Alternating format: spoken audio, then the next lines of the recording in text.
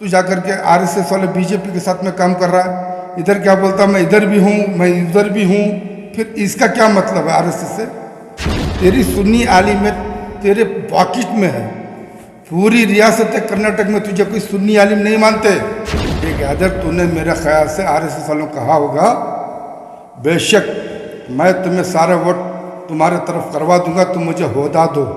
देखो हमारे इतने वोट हैं, आप हमारे को होदा दे दो, मैं आपको वोट ट्रांसफ़र करा दूंगा या मैं आपको वो करा दूंगा। ये हम लोगों का काम नहीं है।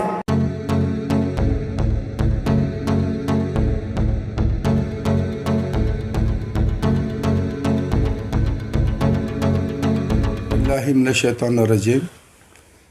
आप सब लोगों को इससे पहले एक प्रेस मीट हमने करी थी, चंद सवालात हमारे थे, उसके जवाब हमें नहीं मिले।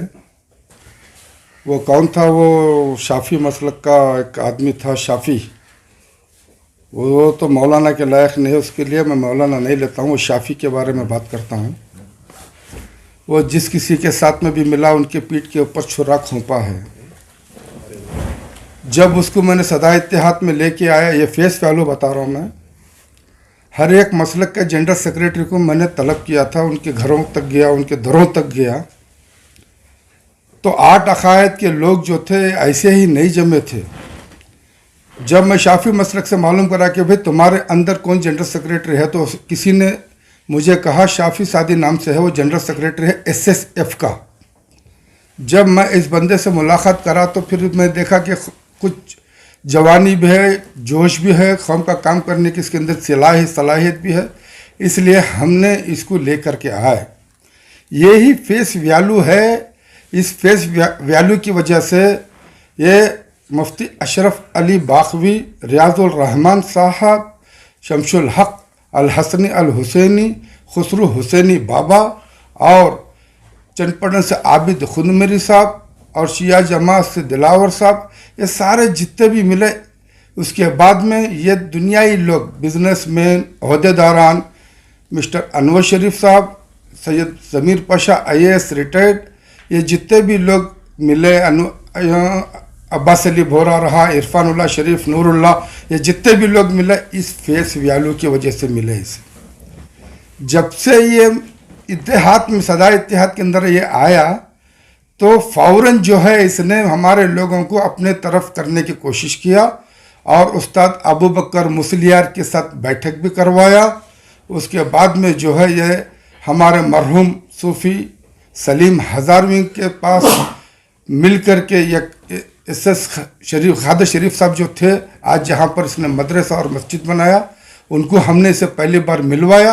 ये सदा इत्तेहाद की बदौलत उन्होंने मोहब्बत में आकर ये कि जगह जो है वो मस्जिद को फ्री अता किया और बाकी जो मदरसे की ज़मीन है वो कम दामों में इसको दिया। उसके बाद जितने हमारे साथी थे उनसे जो जो फ़ायदा लेना सारा फ़ायदा ही लेते गया। और कई बार मुझसे ये कहा इसने, बाबा चलो यहाँ चलते, पैसे वालों के पास वहाँ चलते, ये करना। मैंने बोला पैसों के लिए सदा इत्तेहाद नहीं है, ये तो कौम और अमन के लिए सदा इत्तेहाद है। ये इनका ये नेचर ये देखा मैं, जो भी आदमी मिलता उसे पहले मिल करके उनसे क्या हासिल कर सकें वो हासिल करने की इनकी एक चाल थी। उसके बाद कुछ दिनों के बाद देखता रहा मैं, ये अचानक जो है 6-7 स्टेज हमने इसको दिए। इसकी कन्नड़ा अच्छी थी और लोगों ने शायद इसे डिबेट में बुलाना शुरू किया। ये चलता रहा। जब बीजेपी की गवर्नमेंट आई, जब गवर्नमेंट आई तो ये उनकी तरफ से सुन्नी आलिम की तरफ से अपॉइंट हुआ और हम लोगों को भी खुशी हुई, चलो भी हमारा एक आदमी है इसके अंदर। उसके बाद खुसरू हुसैनी बाबा हमारे थे, शिया जमात से गए थे, सारे हमारे थे। हम लोगों को इतना इल्म नहीं था, हम ये समझे थे ये एक इल्म रखने वाला कौम के लिए कुछ काम करेगा, क्योंकि अपने आप को मुल्ला ना बोलता ये, तो हम समझे थे कि काम अच्छा होगा। लेकिन उसके बदले में क्या हुआ, 5 साल जितना पिछली हुकूमत में जब औकाफ के अंदर था, इसने क्या कर्नाटक के मुसलमानों के लिए भलाई की, इसका जवाब मुझे चाहिए। जितना इसने 5 साल जितनी भी उस हुकूमत के अंदर इसने रहा, और एक मरतबा हम लोगों को इसने बुलवाया था NGS में, एनजीएस में बुलवा कर आर अशोक को तारीफ करके नेक्स्ट सीएम बनने वाले बोल के तारीफ भी किया था। मैंने उससे पूछा ये क्या है शाफी सादी, ये तू हम लोगों को बुला करके इस तरह से तू जब तू बोलता है तो शाफी साहब ये इनकी माँ की आरएसएस की ऐसी की तैसी, मैं ऐसे काम निकालने के लिए करता हूँ बाबा, मैं काम निकालने के लिए करता हूँ। पीछे गाली देता आरएसएस को, बीजेपी को, और उनके अंदर जाता है। खैर मैंने पूछा तू देख भाई कुछ भी कर, कांग्रेस को बुरा भला मत बोल, जेडीएस को बुरा भला मत बोल, और उसके बाद तू जाकर के आरएसएस वाले बीजेपी के साथ में काम कर रहा है। इधर क्या बोलता मैं इधर भी हूँ मैं उधर भी हूँ, फिर इसका क्या मतलब है आरएसएस से? तो बोले इसका कुछ भी नहीं, मेरा काम निकालना है, काम निकाल रहा हूँ मैं। ये शुरू से इसकी जो है दुगली पॉलिसी थी। अब रही बात, मैं इससे सवाल किया था पिछली दफ़ा, ठीक है एक मर्तबा तू आ गया सुन्नी जमायत के नाम से, सुन्नी आलिम के नाम से, तेरी सुन्नी आलिम में तेरे पॉकेट में है, पूरी रियासत कर्नाटक में तुझे कोई सुन्नी आलिम नहीं मानते, ना तेरा फेस वैल्यू है। 1.5 साल पहले क्या तू बनाया वो मिल्लत कमेटी, मिल्लत उलमा कमेटी 1.5 साल पहले बनाया, गैदर बनाया तो गिदर, हाँ ये गैदर तूने मेरे ख्याल से आरएसएस वालों कहा होगा, बेशक मैं तुम्हें सारे वोट तुम्हारे तरफ करवा दूंगा, तुम मुझे होदा दो, तुम मुझे पोस्टिंग दो, ये कहा होगा लास्ट टाइम, तो उसे वो मिला होगा। हो सकता है पिछले असेंबली के अंदर इसे शायद मुझे ये भी सुनने में मिला है यूटी खादर के वोट इसने काटने की कोशिश की। पूरा पक्का जब फ़रूक मुझे मिलता है तो मैं लेकर के सामने आऊँगा। ये कितनी मक्कारी किया है, ये मौलाना बोलता है, एक आलिम को क्या ज़रूरत है इस कदर अपने आप को बेचने की।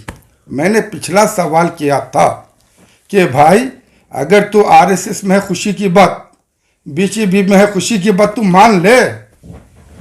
तू बोलता कि मैं कोई पार्टी से मेरा मतलब नहीं है, लेकिन उसी पार्टी में तू मेंबर बन जाता है, हाँ उसी पार्टी से तू चुन के भी आ जाता है। ये क्या मामला है? ये तो हमने पूछा था, अगर है तो खुल के आ, आरएसएस क्या हिंदुस्तान से अलग पार्टी है? हाँ हमने यही तो सवाल किया था। बजाय इसके सवाल देने के उसने सदा इत्तेहाद के बारे में आ गया। वो ये फेस वैल्यू है, एक घर में 4 आदमी संभालना मुश्किल और 8 अकायद के लोगों को साथ में लेके चलना, ये हमारा काम है। ये फेस वैल्यू है, ये फेस वैल्यू है, पूरे हिंदुस्तान में इसका चर्चा है। ये फेस वैल्यू है। 2016 में 3 लाख आदमी के सामने असद मदनी साहब उन्होंने कहा था कि हमने सदा इत्तेहाद से सीखा है जो आज ये प्रोग्राम हमने किया। हाँ ये सदा इत्तेहाद है, पंजाब तक इसकी गूंज है। ये आप लोगों के सामने एक प्रेस कॉन्फ्रेंस की थी हमने, ताज़ियात इजलास शेर पंजाब के नाम से सदा इत्तेहाद के। ये क्या बोलता है इसके गैदर क्यों रखना है भाई? हम तो अमन के लिए हैं। सदा इत्तेहाद कायम हुए एक दूसरे को साथ में लेकर चलने के लिए। सदा इत्तेहाद नॉट मुस्लिम, सदा इत्तेहाद इस unity of voice of unity. और कहते वगटा, यहाँ पर सारे इंसानियत को लेकर चलने के लिए सदा इत्तेहाद कायम हुई है। ये सब मुसलमानों के नाम से अपनी पार्टी के नाम रखते हैं, अपनी तंजीमों के नाम। सदा इत्तेहाद एक ऐसी तंजीम है पूरी रियासत पूरे देश को साथ में लेकर चलने की बात करती है।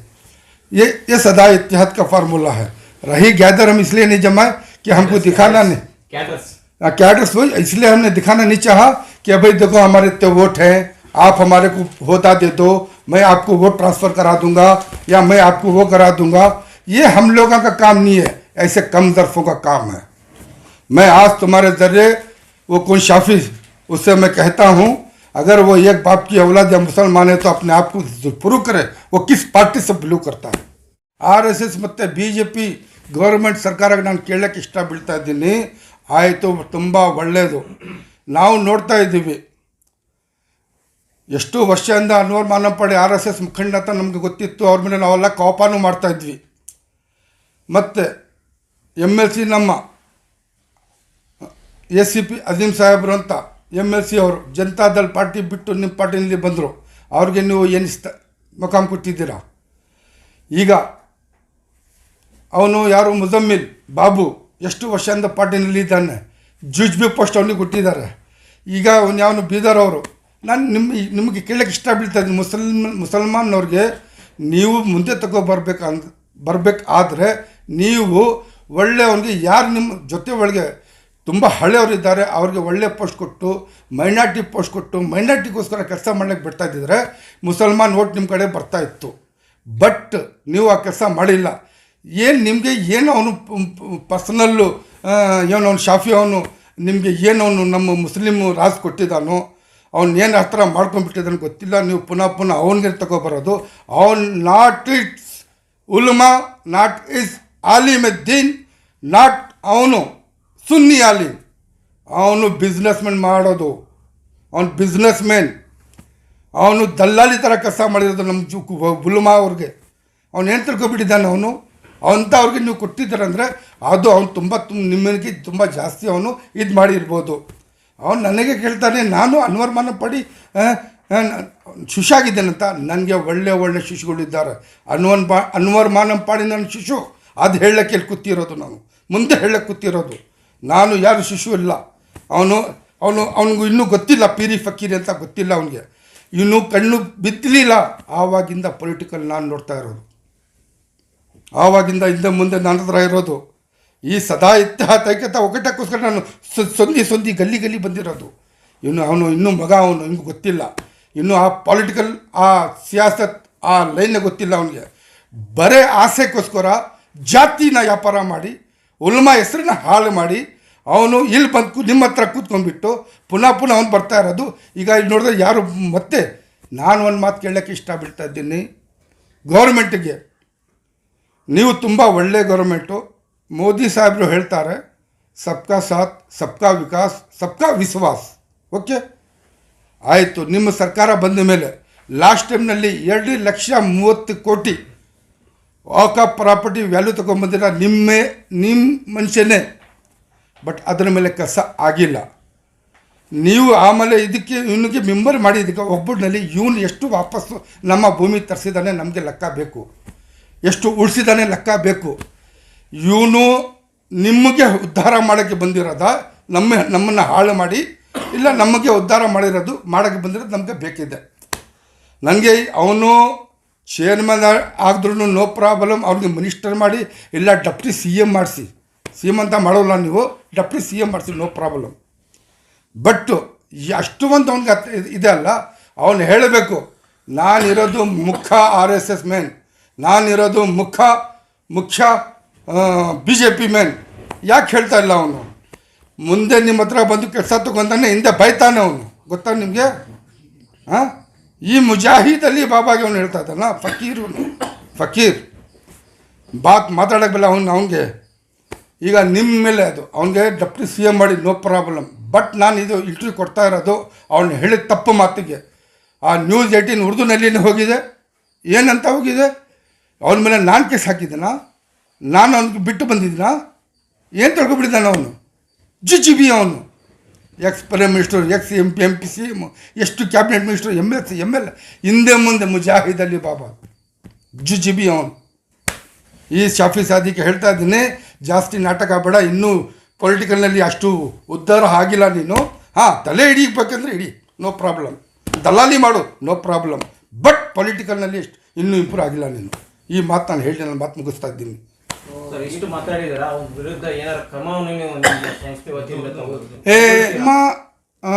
ಸಂಸ್ಥೆ ಹೆಸರು ಏನು ಗೊತ್ತನ್ನಪ್ಪ?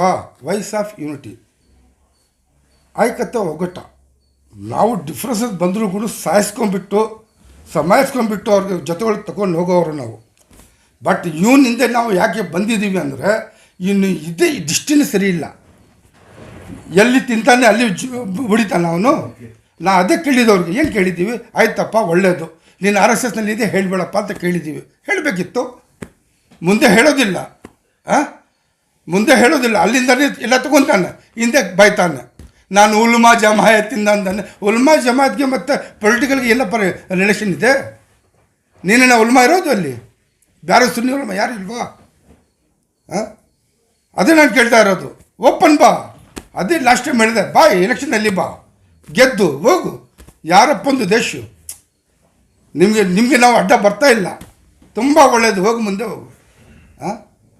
ನಂದಂಥವನಿಗೆ ಹೋಗ್ಬಿಟ್ಟು ನೀನು ಮುಜಾಹಿದ್ ಬಾಬಾ ಅಂತೀಯ ನೀನು? ನಾನು ಯಾರು ಅಂತ ಕೇಳ್ತಾ ಇದ್ದೀಯಾ? ನೀನು ಯಾರು ಮೊದಲು ನೋಡ್ಕೊ. ಬರೀ 2-3 ಡಿಸ್ಟಿಕ್ನಲ್ಲಿ ನೀವು ಆ ಮಸಲಕ್ನಲ್ಲಿ ಇರೋದಕ್ಕೆ ಅದು ಎಸ್ ಎಸ್ ಎಫ್ನಲ್ಲಿ ಈಗ ಸೆಕ್ರೆಟರಿ ಇಲ್ಲ ಅವನು, ತುಂಬ ಆಟ ಆಡ್ತಾ ಇದ್ದಾನೆ ಆಡಲಿ. कंपाउंड वॉल के लिए जो अनवर मनपड़ी साहब वो अनवर मनपड़ी साहब से पूछो, उनसे पूछो, मैं तो नहीं था ना. मुझे ये मालूम पड़ा 20.7 लाख रुपए तवक्कल मस्तान रहमतुल्लाह अलैह के सामने जो मुजावरा थे वह लिए, नामा के साथ मेरे साथ में आया, और उस वक्त मैं अनवर मनपड़ी साहब के साथ में बैठा था. खाजी नफीजा ने फ़ोन किया, स्पीकर के ऊपर था. उन्होंने बोले साहब ना मैं 5 लाख नहीं लिया, 5 लाख यूसुफ लिए बोल के बोला. वो मैं तुम ना प्रेस मीट में उधर बोलिया तवक्कल मस्तान बाबा में कौन कौन कितना कितना लिया बोल के. अब ये उससे पहले भी बोला 40 लाख रुपए उससे पहले जो मिनिस्टर था उससे पहुंचाया लोगों से लेके, और भी लेको निकलिया. ये खाली इसका काम क्या है, इधर वही दल्लाली बोला नहीं, इधर से उधर उधर से. ये कोई आलिम का काम है? आलिम का काम है ये? यही पूछना था मुझे. अभी आप सदा इतिहास से जो निकाले हैं, मेन एलिगेशन क्या है आपका? मेरा मैंने एलिगेशन यही है, इन्हें उलमा के लायक नहीं है ना, ये अपने मतलब का आदमी है, और सिर्फ इसको शुरू से अब तक मैंने देखा पैसे के पीछे भागा. ये हमारे जितने लोग थे, अनवर शरीफ साहब से फ़ायदा लिया, अब्बास अली बोरा से फ़ायदा लिया, इरफान से, नूरुल्लाह से, जो बोला ना मैं जितने बिजनेस मैंने सारों से फ़ायदा लिया. सिर्फ पैसे के लिए सामने आता है. इसका ईमान पैसा है, पैसे के अलावा इसका ईमान कुछ भी नहीं है. हाईकोर्ट में उनका जो केस चल रहा है, ग्रांट लिया है बोल के, उसके ऊपर क्या भी आप एक्शन लिया क्या? नहीं हम लोग क्यों भाई, वो तो अनवर मनपड़ी साहब ने केस ठोका है, उनका ब्लैक जो किया था वो गलत किया था, वो हिसाब ले लेंगे. अब जो दरगाह के अंदर करप्ट किया उधर करप्ट, दुनिया भर का करप्ट है ना. अब देखो कौन की रियाज कर बोल को फिर उन्हें चेयरमैन था, उनके ऊपर इतना एलिगेशन था, वो क्या करे क्या नहीं करे, केस जीता पाक कर बोल को आ गया, अब फिर उन्हें जाता. क्या ये लोगों की वजह से चौकबोर्ड है क्या भाई? सवाल तुम लोगों से हम लोग कर रहे, वक्फ की प्रॉपर्टी तुमने जब से बोर्ड बना कितनी सेफ करे, जो प्रॉपर्टी जो गई वापस लाए क्या, जो प्रॉपर्टी थी उससे कौम के लिए तुमने कुछ किया क्या? ये हमारा सवाल बार बार सदा इतिहास है. इसीलिए मैं पेपर में भी कहा था, मुत्तहद महाज वालों से भी कहा था, भाई आप वोट लेकर के देते हो, बराए मेहरबानी आप इसके पीछे काम कीजिए, ताकि जिस तरह से वोट लेकर के दिलाते हो उसी तरह से औकाफ की प्रॉपर्टी लेकर कौम के लिए कुछ काम करें. उसी तरह एचडीपी वालों को भी हमने आवाज़ दी पिछले अखबार में, सहारा में, आजिज़ाना इल्तिजा किए कि भाई लोगों से खड़ने से बेहतर है आप भी जो है कौम के लिए कुछ काम करो, आ जाओ, ये औकाफ के बारे में मालूमात करो, ये प्रॉपर्टी कौम को करो. और मिली कौंसिल वालों से भी मैंने आजिज़ाना इल्तिजा किया, भाई मिली कौंसिल के नाम से आप लोग हो, बराए मेहरबानी सब चीज़ों के ऊपर सामने हो, ताकि ये गरीब कौम को ऊपर उठाओ.